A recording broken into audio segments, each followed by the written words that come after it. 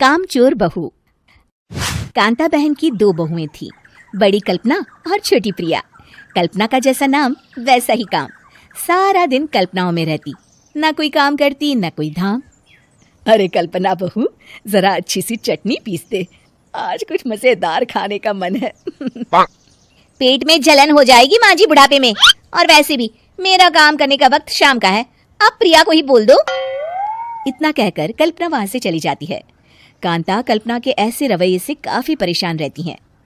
मैं बना देती हूँ माँ चटनी। ऐसा बोलकर प्रिया माँ को चटनी बनाकर प्लेट में खाने को देती है कि तभी वहाँ कल्पना आ जाती है। अरे वाह चटनी, जरा चख कर तो देखूं, बड़े दिन हो गए। अरे नहीं बहू, तू तो रहने ही दे चटनी खाना, पेट में जलन हो जाएगी। इतना कहकर कांता और प्रिया दोनों हंसने लगते हैं।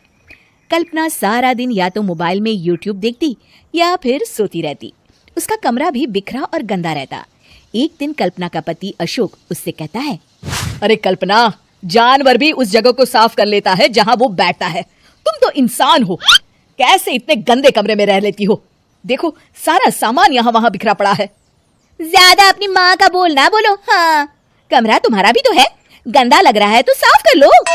पता नहीं तुम्हारे साथ मैं कैसे जिंदगी बिताऊंगा। इतना कहकर अशोक वहां से चला जाता है। कल्पना बस खाना खाने कमरे से बाहर आती और फिर से कमरे में चली जाती। इससे कांता बहन काफी परेशान रहती। एक दिन प्रिया कांता से कहती है, माँ, मैं सारा दिन काम करके थक जाती हूँ, आप कल्पना दीदी से कहिए ना कि सुबह और शाम का काम बांट ले। मैं तो अब सिर्फ एक वक्त का ही काम करूंगी। हाँ। अरे तू वो भी ना करना, एक बहू तो कामचोर थी ही, दूसरी भी आ गई काम ना करने के बहाने लेकर। तभी वहाँ प्रिया का पति रमेश आ जाता है। माँ, मैं देख रहा हूँ भाभी कोई काम नहीं करती, प्रिया सारा दिन घर और रसोई का काम करती है, अब कुछ करो ना माँ। कांता मन में कुछ सोचती है और कल्पना के पास जाती है। कल्पना फोन पर मेकअप करना देख रही होती है। कल्पना, तुम सारा दिन बस मोबाइल देखती हो, घर का कोई काम भी कर लिया करो। प्रिया सारा दिन काम करके थक जाती है। आज से मैंने फैसला किया है, एक वक्त का काम तुम करोगी, सुबह का खाना तुम बनाओगी और रात का प्रिया। आप लोगों ने काम को हवा बना रखा है। अरे पता नहीं थोड़ा सा ज्यादा काम करने में आप लोग घबरा क्यों जाते हैं। और हाँ, बहुत ज्यादा प्रिया की तारीफ मत करिए मेरे सामने, बड़ी बहू तो मैं ही रहूंगी। मैं कुछ नहीं जानती, कल सुबह मुझे वक्त से खाना चाहिए, रसोई में आ जाना, वरना कल से तुझे खाना नहीं मिलेगा। अगली सुबह कल्पना रसोई में नहीं आती है।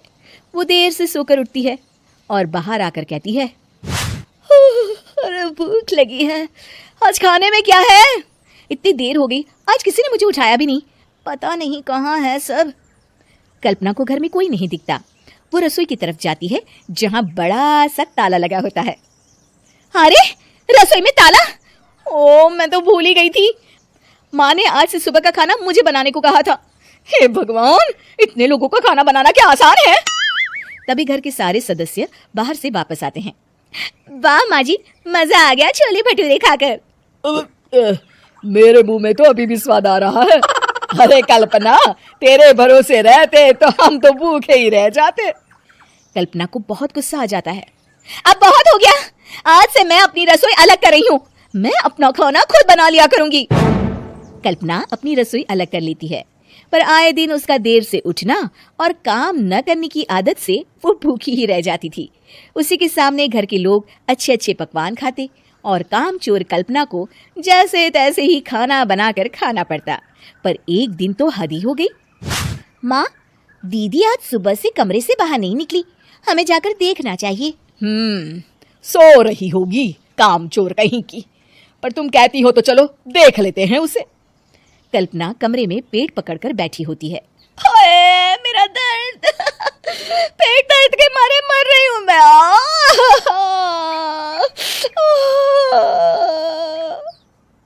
अरे दीदी, क्या हुआ? पेट में दर्द क्यों हो रहा है? डॉक्टर को दिखाया आपने? माँ, कल्पना खड़ी होती है और माँ जी के पास आती है। मुझे माफ कर दीजिए, अब से मैं सारे काम में मदद करूंगी, कभी आलस और काम चोरी नहीं करूंगी। हाँ हाँ, वो तो ठीक है, लेकिन अचानक क्या हो गया जो तू काम करने को तैयार हो गई? कामचोर कल्पना। माँ, लगातार बासी और उल्टा पुल्टा खाना खाने के कारण मेरे पेट में इन्फेक्शन हो गया है।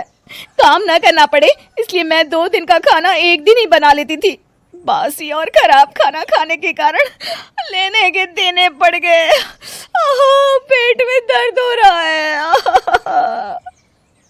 चलो अच्छा हुआ, देर आए दुरुस्त।